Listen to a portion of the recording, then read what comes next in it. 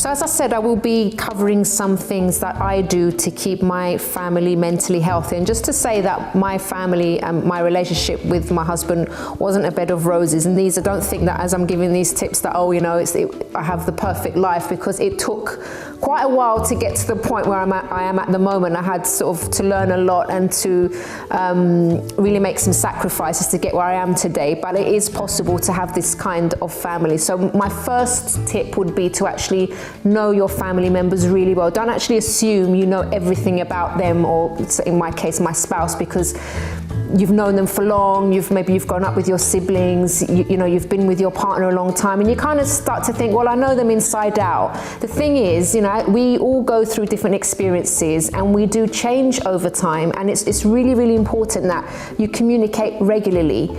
Because you might think you know someone, and then something happens and you're really shocked, and you think, how could I not have known that, or how could I not have realized that about this person that I love?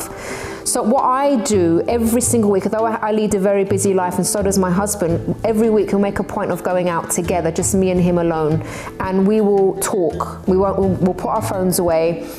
We'll have a chat about what's been going on, and we kind of get to know each other on a weekly basis in a way, even though we've been together like over 24 years now.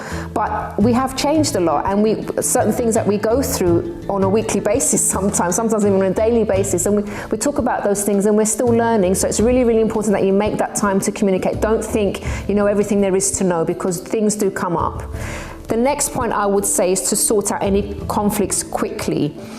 Of course, try and let the small things go. Don't get upset about silly things, maybe things being like a mess being left out and all that kind of thing. Those things are really not worth it. Don't waste time over things like that. Just, if you have to do it yourself, just do it. Don't argue about it. Okay, you can talk to your family members and stuff, but don't let it be like a huge deal. But if there is something that's kind of, you're seeing it's not normal, that what's going on, it's kind of out of the ordinary, it's really good to actually sit down and sort those issues out. And I went through this recently with my husband, actually. We were kind of clashing over a particular thing that was going on at the time. And we don't normally clash about things. And I was thinking, well, why are we kind of disagreeing on this thing, and we kind of get annoyed with each other? And I could see if we hadn't dealt with it, it would have become an issue. So we actually sat down and we had a talk about it. And we resolved it, and then it was done and dusted. But sometimes I think people are afraid to kind of talk about conflicts or talk about things that might not feel right at the time, or might not be going correctly at that time, because they think, I don't want to kind of make it a mountain out of a molehill. There are things, there are small things that you need to let go, but there are things that if you start to feel uncomfortable, if like you're not enjoying each other's company, all those kind of things, they need to be addressed, and quickly as well. The third point that I do, or I apply in my relationship, is not to be defensive.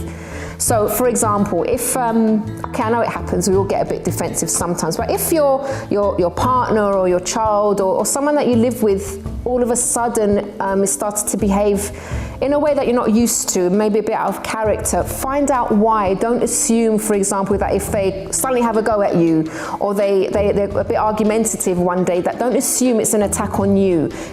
It might be something that's happened, something that they're concerned about, something that they haven't opened up about yet to you. So try not to be like all defensive, because what's going to happen is that instead of bringing them closer to you and actually encouraging them to open up and talk to you about the problem, you will push them away. They won't feel like talking to you. They're actually going to be agitated around you and might even go outside the house and talk to someone else. So make sure that, if that does happen, try not to get upset, even though of course it is upsetting when someone treats you in a way that they don't usually, but just remember there's a reason for it. It's not just by chance that something like that is happening. And the next point I'd like to highlight is to be on the same team. So there shouldn't be competition in your relationship or between siblings or your partner. There shouldn't be competition. You need to be on the same side. So for example, I remember me and my sister growing up, we were never like competitive in a way of like, for example, that being jealous of each other or wanting to do better than the other or outsmart the other one. I was always very proud of my sister, and when she achieved something, I was genuinely happy for her, and her the same. We're like that until today as well. So, but I see sometimes this happens in families, and even siblings start to hate one another, but you should try, it's something that you should try to cheer each other on when you know, with the other one's trying to achieve something. It's the same with your partner as well.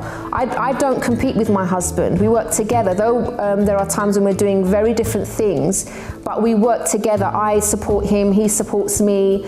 We give each other ideas. For example, the MHD challenge that I put together, my husband helped me so much with that, with ideas, with encouragement, all those kind of things. He was there for me, and he was really, and still is, behind me 100%. So it's important that you're not competing, but you're working together. And the last point that I'd like to mention is to make sure that you do something nice every day.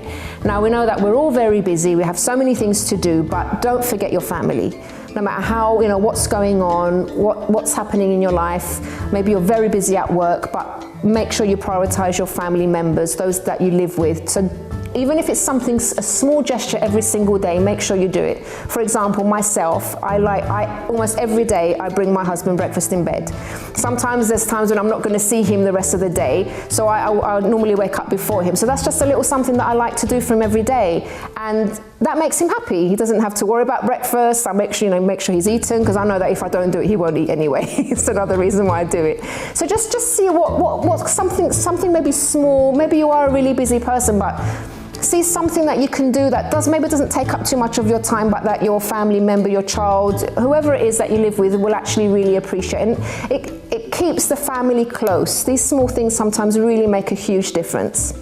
Well, I hope those tips have helped you. And as I said, this isn't, I was never perfect. I am not perfect in my relationship with my husband or my family. These are things that I learned over time. And I'm sure you might say to yourself, well, I've made so many mistakes with my family members, I've made so many mistakes with my partner, but it's never too late to change. Start applying small things in your life every day, and it does make a big difference in the future.